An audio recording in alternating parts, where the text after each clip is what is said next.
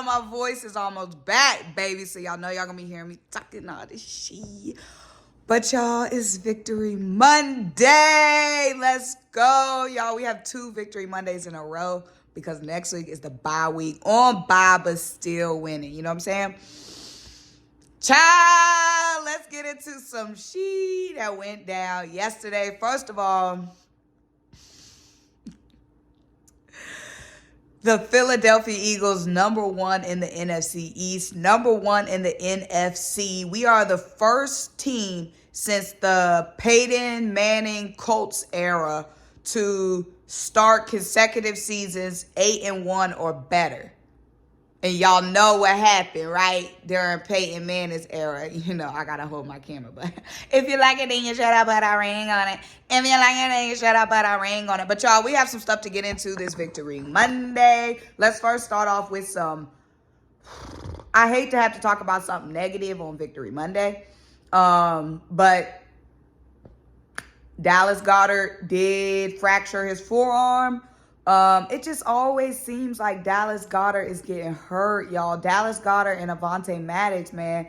Just seems like those two we always missing them for part of the season.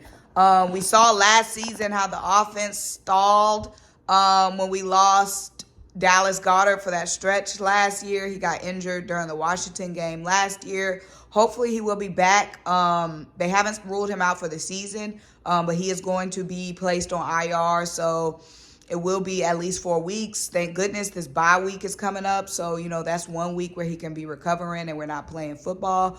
But please, Lord, let's have Dallas Goedert back for the playoffs. Right now, it's Jack Stoll, Grant Calcaterra, same as last year. But we also got Albert O, who we haven't seen a lot of, who we got from in a trade this offseason from the Denver Broncos. So Jack, Grant, Albert O, it's time to step up, baby. It's time to step up.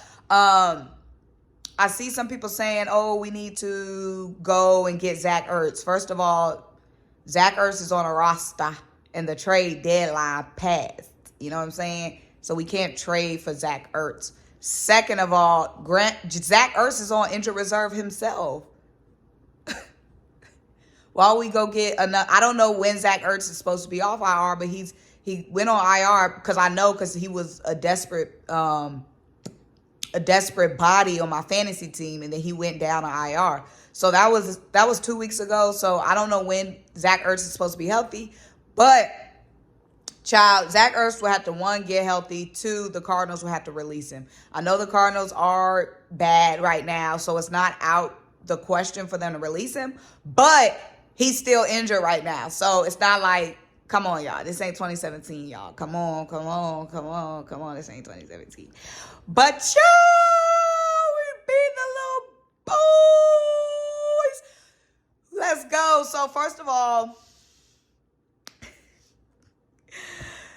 Darius Slay flipping Dak Prescott like that. That was wild. And y'all, the memes that are coming out of that, the memes have me screaming, you guys. The memes are so funny. I've been posting so many of those Dak Prescott memes on my community page, community posts. So if you haven't seen those, go check them out. They have me screaming. You know, Jalen Hurts, they want to say, oh, Dak played a good game. Get it. No, he didn't, because it was 2 chances for him to win that game. First of all, his big ass bunion was out of bounds on the 2-point conversion. Come on now.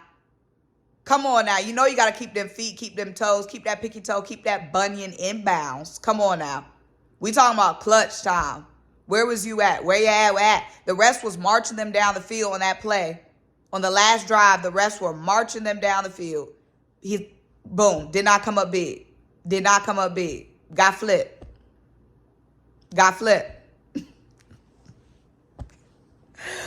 Jalen Hurts, man. Jalen Hurts, not only king of the NFC East, Jalen Hurts is the king of the NFC. Put the crown on the man. Jalen Hurts looked like he got injured right before the half, came out of the half, smoked them. He had a big rushing play. Knee looking just fine, y'all. And he said in the press conference, first of all, thank God for this bye week, because we are going to need Jalen to heal up and rest up. But on the field, Jalen has been looking fine. And Jalen said in his press conference, he said, the reporter asked Jalen, your teammates told us that watching you play injured fires them up. How does that make you feel? And Jalen was like, man, I hate it has to be like this, man. I hate it has to be like this. He said, I'll do anything for this city. I'll do anything for this team. I hate that it has to be like this. Jalen shows so much passion. We know that Jalen is passionate, right? We know he's passionate. We see it on the sideline. We see it on the field.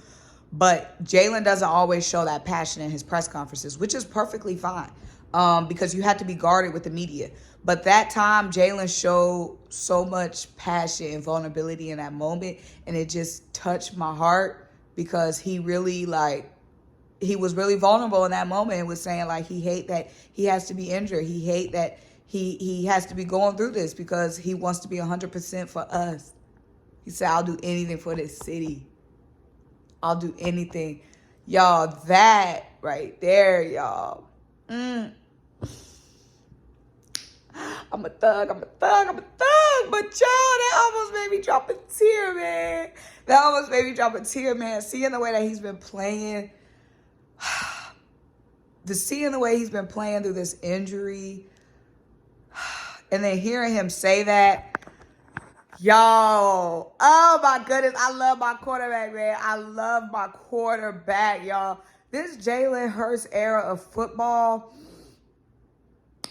y'all, that Michael Vick, Deshaun Jackson, LaShawn McCoy era of the Eagles, I never thought I would have so much passion and love for another era of Eagles football.